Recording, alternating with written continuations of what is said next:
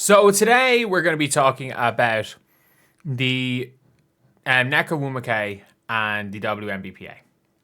And obviously, every single member of the WNBPA has an ownership stake in a rival league which benefits short-term from the WNBA not existing. I'm not going to say benefits long-term because I don't believe they benefit long-term, but benefits short-term from the WNBA not existing. And if you guys are new to the channel, obviously subscribe. We are trying to stay above. We are just trying to stay above 56.3k. We are currently, 57.3k. We're currently very close to dropping below. We're just trying to stay above that mark. But anyway, yeah. So WNBPA joined up as the first investor in the Saudi-backed Project B. I don't care. Like, look, I'm always of the opinion I don't really care about when people are talking about sports money, sports washing and everything, because in life with everything, I think it's a really hard thing to find. It's a hard thing to find some form of a sport that doesn't have dirty money somewhere. It doesn't have unethical money somewhere. It's a hard thing to find. It's like, even if you are, no matter what your stances are, you could always appear on, if you don't want to push them, as like, for example, me, I'm very against gambling. Like, I could always, you just never know at YouTube, they might show a gambling ad without your knowledge, or someone could react to one of your videos and it could be shown, and it's really hard to, it could get to the stage where it's hard to play sports without anything like that. But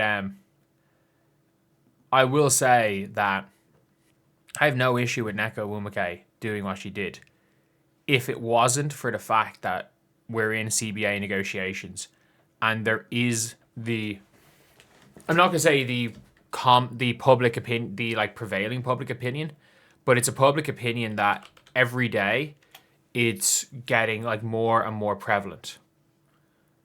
More and more people are believing this, that the WNBA, the WNBPA don't want the WNBA to exist.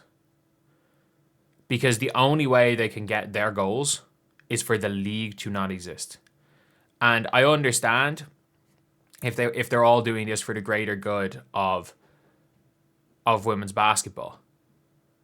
But you're not doing your job. If you're doing that, you're not doing your job as the president or as the Players Association, because I don't think anyone realizes that the best case scenario for women's basketball is that the WNBA exists.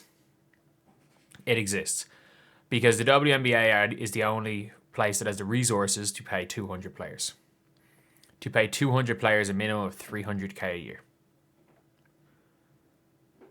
Like, that is obviously serious money. They're probably boosting the salary cap up to around 12 million per team from 1.5 million per team. There is no league in the world that can compete with that, except for a league backed by the Saudis. And if you hear the way the Saudis, or not Saudis, if you hear the way these people want to run this league, they literally want to turn team sports. It's what would happen if somebody that had didn't get sports, didn't get sports, wanted to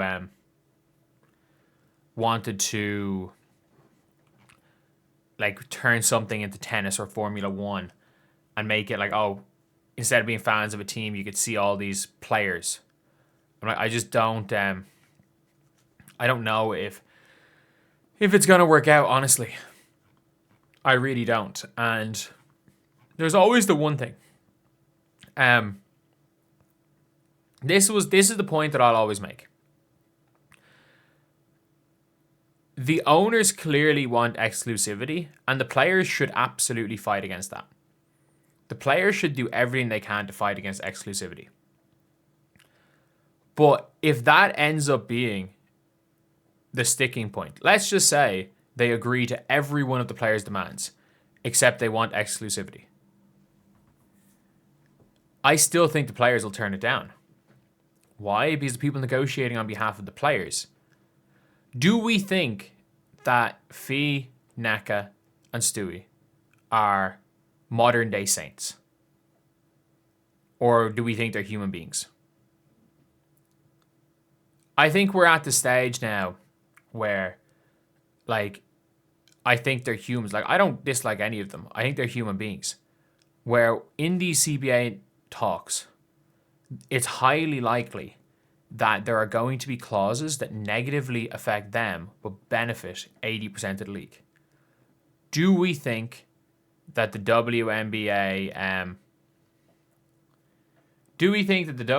players, when that happens, do we think that the people negotiating on behalf of the WNBA players will negotiate like in good faith?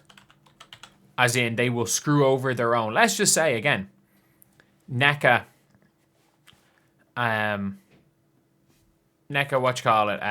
Fee and Stewie. They're three of the most important members. And they have to make a call. And it is, okay, we can have this deal that gets the league players all paid more. But it would get rid of Unrivaled, even though Unrivaled and Project B, even though the players would probably make more than they would playing in this on top of Unrivaled. Or like than they would otherwise. Let's just say they make more than they would play in both leagues. So they're making enough money they don't have to play both leagues anymore. But our leagues that we have so much in terms of like to put time and equity in, they have to go. So we are going to lose potentially our biggest investments. Our biggest thing is the equity we have in this league. Our biggest source of our net worth is the equity we have in these leagues. Now you have to ask yourself the question, because there's a good chance that is something that's going to happen. Do we think that they are modern day saints, and they're going to do that? And I don't know. I think we would hope the answer is yes, but we don't know. The fact that we have to answer that question sums up how much of a problem there is. Everyone's like, oh, they can use this as leverage. They can use this as leverage. They can use that we're going to a competing league to give them more leverage. Who does this give? Does this give more leverage to the players? I don't know. I actually don't know. Because everyone's saying, oh, we can go and play. We can go and move to a bigger league. It's like, yeah, about 15 of you can.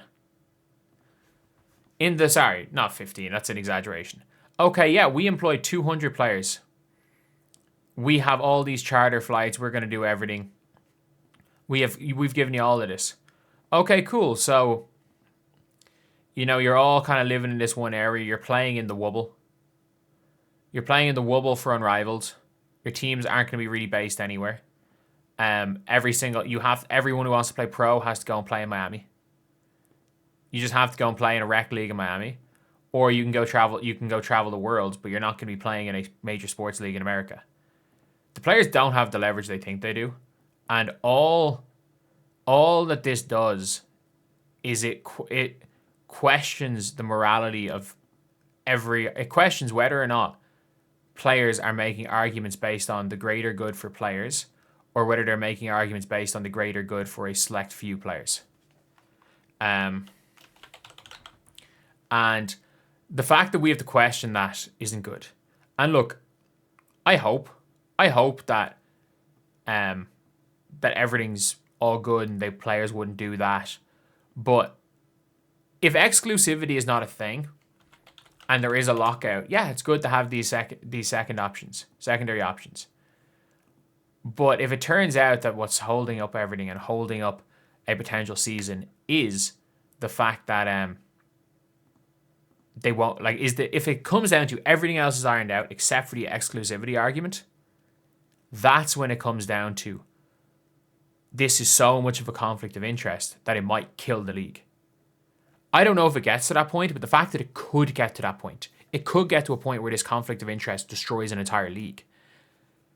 And yet, when people mentioned this 3, 4, or 5, 6 months ago, you just got attacked. But that's the problem with the WNBPA, and the league have called them out for it. They work on social media. Social media is not in the negotiating room. Social media is not going to figure out a deal. It's not. And they seem to think the whole world is Twitter. But anyway, I'll see you guys.